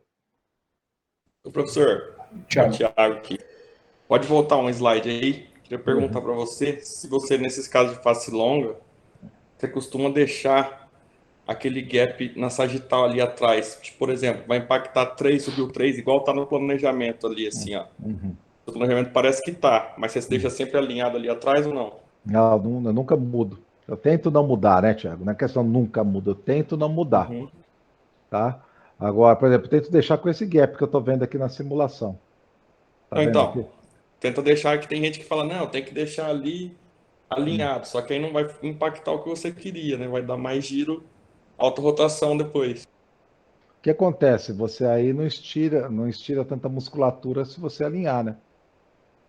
E às vezes você quer avançar a musculatura também, né? Então, os gaps têm que ser no sentido do efeito muscular que você deseja, né? No caso dela aqui, eu queria abrir espaço aéreo. Se eu alinhar, eu perco um pouco, né? Tá? Porque você tem que ver no final qual que é o comprimento mandibular, né? O comprimento mandibular é dado exatamente pela porção mais posterior do gônio e a porção mais anterior do gnátio, né? Aí você vê a porção, o comprimento mandibular. E o comprimento mandibular é que vai dar impacto também em relação à musculatura, porque você segura a cinta pterygmacetérica atrás e puxa o ióide. Então, mas é pouca coisa, 2 milímetros. Mas tudo bem, tá valendo. Cara, raspas e restos me interessam em todo procedimento, entendeu? E olha só, você acha que isso aqui não dá repercussão em espaço aéreo? Dá só uma olhada. Que isso, tá? Que isso. Aqui vocês veem o quadro dela, né? Aí outra coisa que eu gostaria de falar para vocês, eu gosto de deixar essas mandíbulas um pouquinho abertas, tá? Isso é uma coisa que os meus pacientes estão me cobrando e eu estou fazendo com uma certa rotina, tá? Porque o que acontece? Com isso eu coloco o côndilo mais medialmente, tá? No sentido de evitar torque lateral. Porque eu via muitos dos meus casos anteriores, principalmente paciente padrão 2, quando a gente fazia o avanço sem deixar gap posterior, tentando aproximar o melhor possível, que havia uma tendência de torque lateral dos côndilos. E eu não gostava desse tipo de aspecto. Hoje, eu tento orientar o posicionamento, isso é tudo empírico, mas eu tenho que falar para vocês, vocês estão querendo me ouvir, eu estou falando. Então, se alguém não concordar, ótimo, faça do seu jeito. Mas eu tento dar um torque no côndilo no sentido medial, tá? Por quê? Porque a acomodação, exatamente pela força muscular medial, é no sentido de abrir. Então eu vou ter, na realidade, um avanço da mandíbula como tendência de recidiva e não recuo. Né? Então, se vocês pensarem bem, vou deixar o côndilo assim, e depois eu tiver uma recidiva, o que vai acontecer com a mandíbula? Vai vir para frente. Então, dificilmente eu tenho recidiva no sentido de retroposição, de classe 2, sempre no sentido de topo, sempre no sentido que dá para você, com desgaste, compressão ortodôntica, resolver bem. Tá? É uma maneira que eu particularmente tenho trabalhado, tá? E tem me dado, pelo menos, um resultado a contento.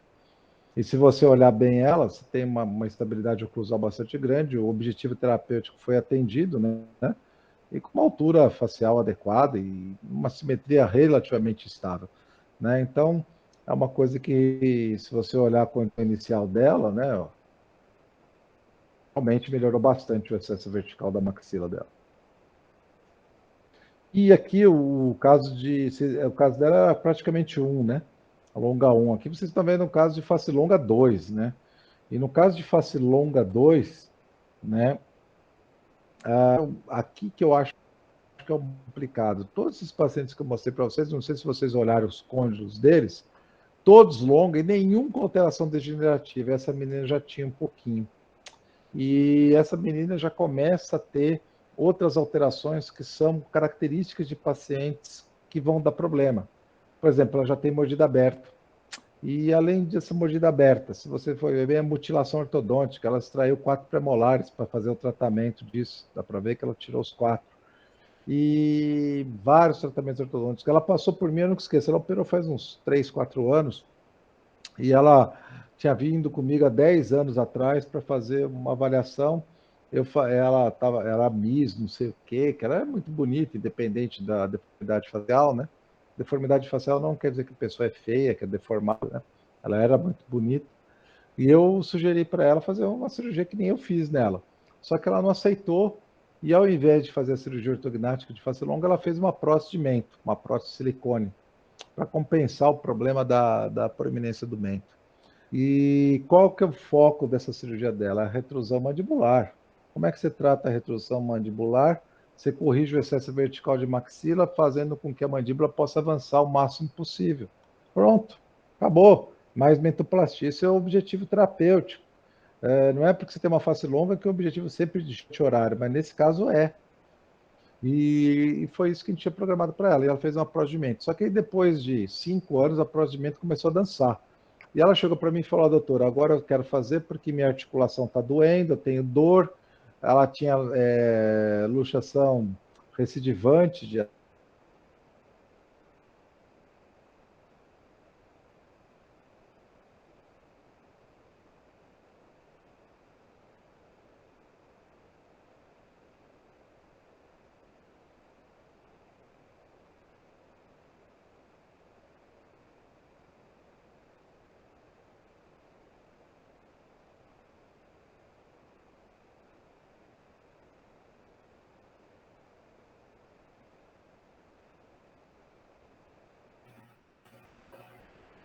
Professor?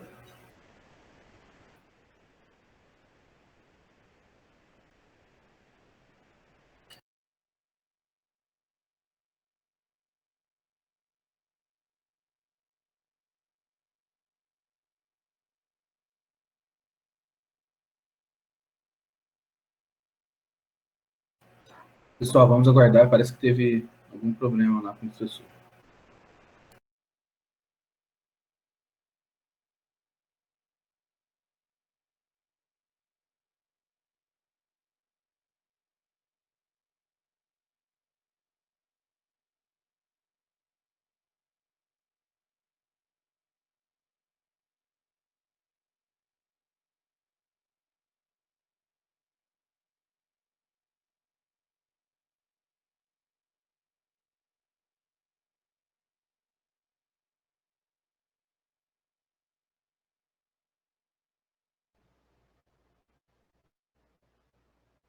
Voltei? Voltou certinho. Deixa eu compartilhar a tela.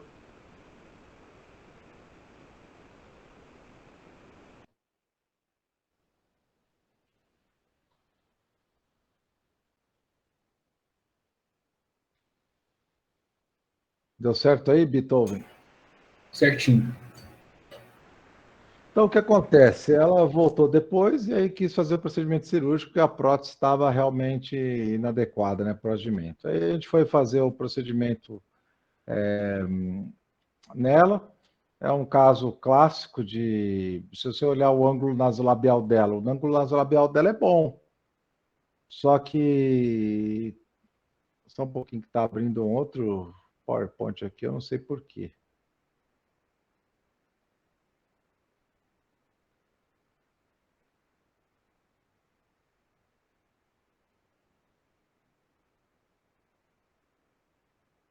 Tudo bem aí? Estão me ouvindo? Tudo certinho. Estamos ouvindo. Ah, tá. Não é que o meu computador está abrindo um outro arquivo aqui que não sei por que ele está abrindo. Entendi.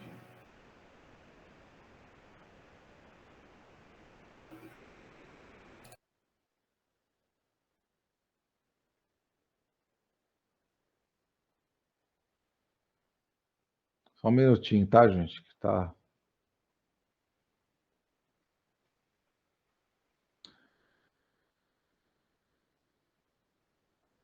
Eu vou interromper aqui a apresentação, porque aí ele vai zerar aqui.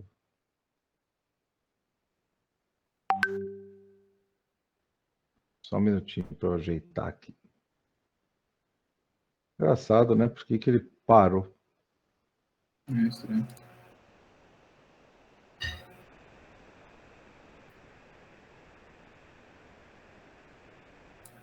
Uhum.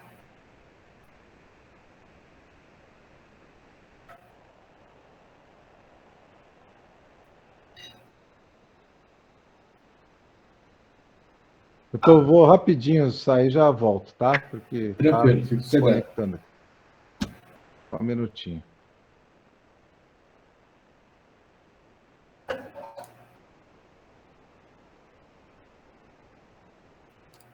Quer um chorinho?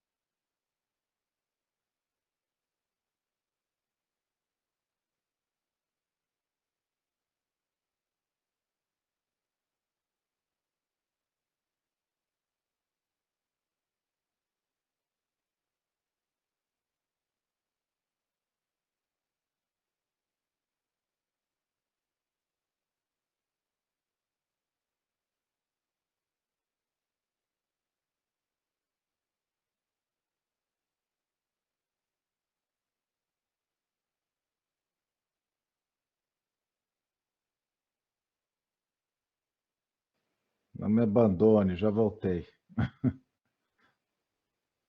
Tudo bem, Beethoven?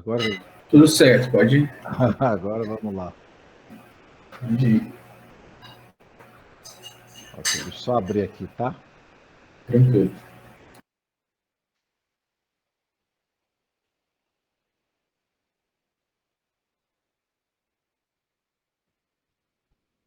Cada coisa. Bom, vamos lá.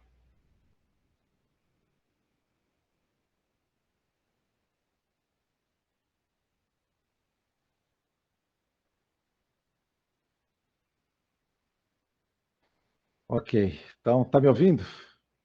Perfeito. Então vamos lá. Então, o que a gente fez aqui nela? Eu peguei, removi a prótese do mento dela, que vocês estão vendo, essa é a prótese do silicone que ela tinha, removi a zona de fibrose por baixo, estava tendo reabsorção óssea. E para manter a anatomia dele, eu via o quanto ele tinha de aumento, era, se não me engano, 7, 8 de projeção anteroposterior, foi isso que a gente fez na osteotomia. Não alterei a altura do mento, porque ela já estava acostumada com isso. E aqui que eu digo, vocês estão vendo o degrau anteroposterior, esse é um projeto que a gente está fazendo, vocês estão vendo, a gente começou esse projeto faz um tempo, fazendo com blocos, né, do collagen e associando o BioGuide por cima, porque aqui é uma reconstrução on-lay. É diferente da reconstrução de osteotomia sagital, que é uma reconstrução in-lay, né? Aqui é uma reconstrução on-lay. Na sagital, uma interposicional. Então, você precisa da membrana, porque senão você vai ter muita fibrose aí. E aí, às vezes, né, você vai ter que reabrir, reintervir, etc. E aí você vai encontrar um horror. Então, com isso daqui, a gente consegue ganhar, que nem vocês estão vendo aqui, bastante essa porção de osso, né? Que é esse aspecto que eu quero, que vocês estão vendo aí na seta, né? E com isso a gente devolveu. Se você analisar a prótese do lado esquerdo com o aumento, você vai ver que a gente tem praticamente o mesmo aumento, né? Só que com um espaço aéreo violentamente maior e com a correção da maloclusão, que nem vocês estão vendo aí. Essa paciente melhorou muito a parte de espaço aéreo dela, né? Aí vocês estão vendo os guias que a gente faz, tal, e a fixação. Como eu falei para vocês, pode falar, Beethoven. Professor, em relação ao espaço aéreo aí, o que o senhor tem visto com a sua experiência ao longo dos anos da manutenção desse espaço aéreo e até que ponto o senhor considera normal na sua experiência essa possível diminuição depois da cirurgia ortognática? Na realidade, essa medida que vocês estão vendo aí, para mim, é uma medida grosseira para você verificar qualquer coisa em relação à parte funcional.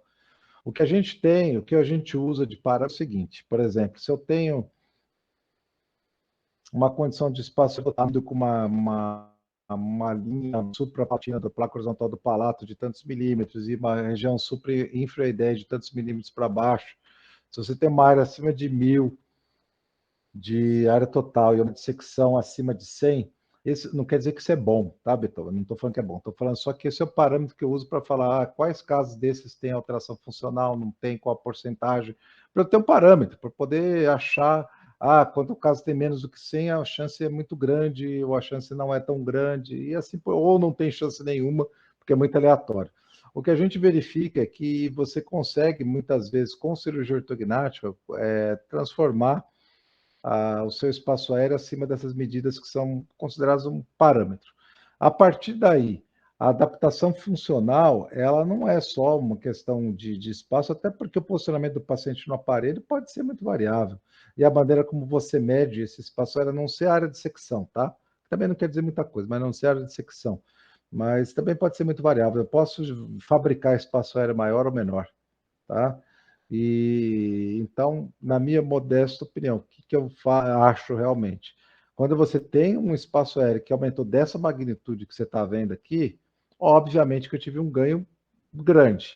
Se isso vai se estabelecer funcionalmente, aí vai depender do padrão respiratório que o paciente vai ter e da demanda. Eu não falei para vocês, mas quando você faz um tratamento de face longa, né, e que você vai fazer impacção da maxila, eu faço como rotina a turbinectomia. E a turbinectomia, eu fazia durante muito tempo a turbinectomia total. Mas teve um juiz que eu operei, que o cara desenvolveu uma respiração paroxística, desenvolveu quase uma síndrome, né, que a gente chama do paciente do eptinose, né?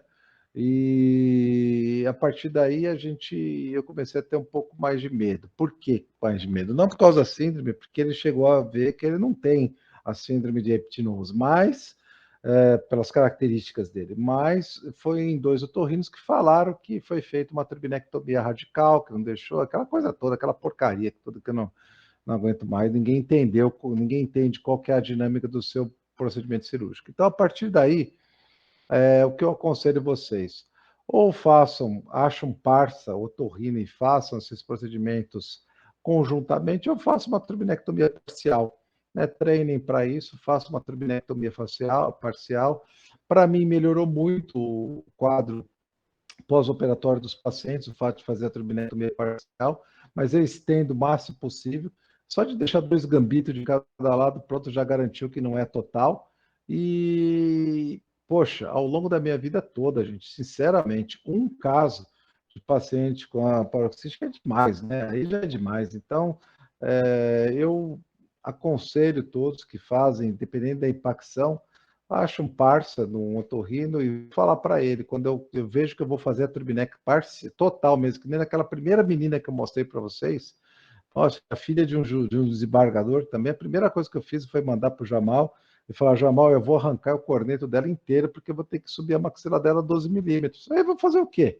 Vou deixar a concha nasal inferior? Óbvio que não. Agora, casos menores, 2, 3, 4 milímetros, turbinectomia parcial.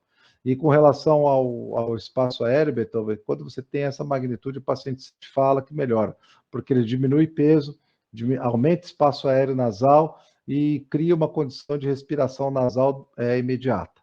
Depois que tudo isso aí cai, você pode ter a volta da respiração bucal, você pode ter ganho de peso e você vai ter, muitas vezes, o fechamento do espaço aéreo nasal. Então, tudo isso se mistura. A gente fez um trabalho com a GEDRA, usando rinomanometria acústica, a gente verificou que em 1 ano você tem praticamente recidiva do espaço aéreo que você obtém quando você expande aquela região. Então, basicamente isso, tá? Beleza.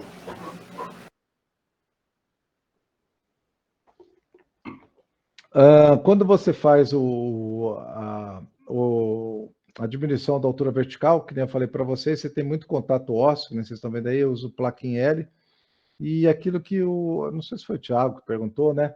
Por que eu deixo esses gaps, né? Você está vendo aí, Thiago? A gente deixa esses gaps aí exatamente para tentar até o máximo. Se você alinhar embaixo, acabou o gap aqui dessa paciente, não ganha espaço aéreo. Praticamente eu ganho pouco, né? Ah, mas 2 milímetros de diferença. Mas pode fazer diferença, cara. Pode fazer diferença. Você tem que entender não só no sentido anteroposterior, você tem que entender no sentido de tridimensional, cara. Tem que entender no sentido tridimensional. Por isso é que você tem muitas vezes muito mais volume para ser preenchido. E a gente preenche todo esse volume com biose. Os resultados são muito interessantes quando você utiliza esse material. Só que agora a gente tem variado, né?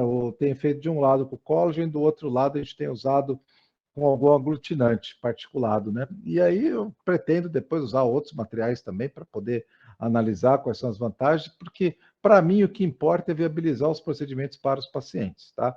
Agora, olha, dá uma olhada como é toletuda a placa, né? Como são placas grossas e duplas, etc., para realmente aguentar esse movimento. Aí o torque do côndilo que eu sempre faço, certo? Atualmente é uma coisa mais dos últimos anos que eu tenho feito, nos últimos 3 anos, e tenho ficado bem satisfeito. Se você olhar bem, existe uma diferença de largura, né, do ângulo gonial, chegou perto daquilo que ela queria, e essa menina agora, olha, ela está bastante tranquila. Se você olhar, é uma menina extremamente estressada, apertadora.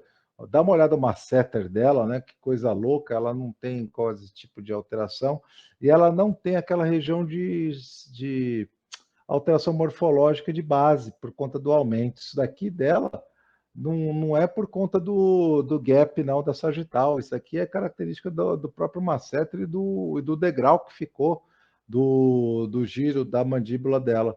Não tem nada a ver com a perda anatômica, não. Porque se você olhar a mandíbula dela, está perfeitamente reconstituída. E isso não tem nada a ver com a achotomia. E dentro do meu ponto de vista, tá? Também modesto, tá? Eu falo modesto porque são coisas que só eu vejo. Eu não tenho com quem conversar. vejo as coisas sozinho e às vezes eu converso com outra pessoa, mas dentro do ponto de vista, você mudar o desenho da osteotomia, reduzindo a área de contato, não é a melhor saída, tá? Não é a melhor saída. A Edla, até quando a gente esteve junto em Porto Alegre, isso em 2019, ela me falou, poxa, por que você está mudando a osteotomia que eu te ensinei, né? Você está reduzindo, né, o corte vertical, né? Falei, doutora, tem tanta gente agora reduzindo ainda mais, fazendo cortes diagonais, indo para a região do ângulo, para colocar a osteotomia vertical dentro de uma cetra, para não ter interferência estética, etc, etc, etc, etc. Aí ela falou assim, mas isso é uma bobagem por conta disso, você tem que trazer mais contato ósseo. E eu falei que o motivo de eu colocar a osteotomia vertical onde eu estou colocando, que nem eu coloquei nessa moça, é basicamente pegar uma região mais profunda do alveolar e, consequentemente, não ter tanto dano neurosensorial para o paciente. Esse é o primeiro aspecto. E o segundo aspecto é não ter grandes gaps horizontais na região mais anterior da osteotomia, porque a minha intenção é não aproximar o segmento proximal horizontalmente. Então, se eu não quero aproximar, ele vai ficar lá na frente muito distante, né? Ou vai ficar um gap horizontal muito distante. Então, basicamente por esses motivos, tá? Mas são motivos pessoais e cada um tem o seu jeito e a sua maneira de trabalhar. Mas é uma moça que ficou extremamente satisfeita, né? Com o resultado pós-cirúrgico dela. E aqueles casos de degraus que não são degraus verdadeiros, né? Que são degraus inadequados, né, que poderiam ser tratados ortodonticamente. Só que a gente tem que ter paciência com o ortodontista, né? Você vê, por exemplo, aqui. Isso aqui perfeitamente dá para se tratar ortodonticamente, né? Com sistema de ancoragem esquelética. É uma paciente face longa 2, com assimetria de plano oclusal, onde você vai tentar corrigir, mas o problema dela é muito mais um problema ortodôntico do que esquelético. Você quer tal negócio, quer trabalhar com ele, você tem que assumir toda a maldade dele, né? Tem que assumir toda a parte das limitações e das virtudes da pessoa, né? Então, é assim que a gente trabalha. É um parceiro do outro. Não tem esse negócio de que, estava mal preparado, por isso que a cirurgia, eu estava bem preparado, por isso que a cirurgia que foi ruim. Ou você é time ou não adianta. Dificilmente opero paciente cujo ortodontista eu não me dou bem. Ou eu não reopero paciente, não faço reop. Isso faz mais de 10 anos, as minhas secretárias sabem disso, eu não faço reop. E também prefiro tratar só com os ortodontistas que me são conhecidos. E ter o meu ritmo dessa forma, sem muito estresse. Essa paciente totalmente, olha, simétrica de arcos, com certeza, aqui colocando uma mini placa, uma intrusão, um IZC, conseguiria resolver esse problema de curva, etc. Mas, enfim, foi tratada dessa forma, ó, completo desequilíbrio oclusal, protrusão inferior, protrusão superior, mas vamos lá, o espaço aéreo dela era bom. Quando eu falo de côndilo, estou me referindo a côndilos estáveis, côndilos sem alteração anatômica. O planejamento cirúrgico que foi estabelecido para ela foi esse daqui, em termos de abordagem. Outro caso de face longa com côndilo bom, tá vendo aqui, ó? Outro caso de face longa com côndilo bom. Então, foi feito esse planejamento aqui para ela, ó. Que vocês estão vendo aí, ó, com um giro da mandíbula para o outro lado. Aqui dá para ver bem que mesmo depois da cirurgia ela vai ficar simétrica. Vocês estão vendo ali, ó, vai ficar simétrica com tudo isso, que realmente ela tem uma simetria, uma deformação de arco dentário que é terrível. Eu trabalho com guias fresados, não é fretados, guias fresados, né? Para mim é uma maneira que eu fico mais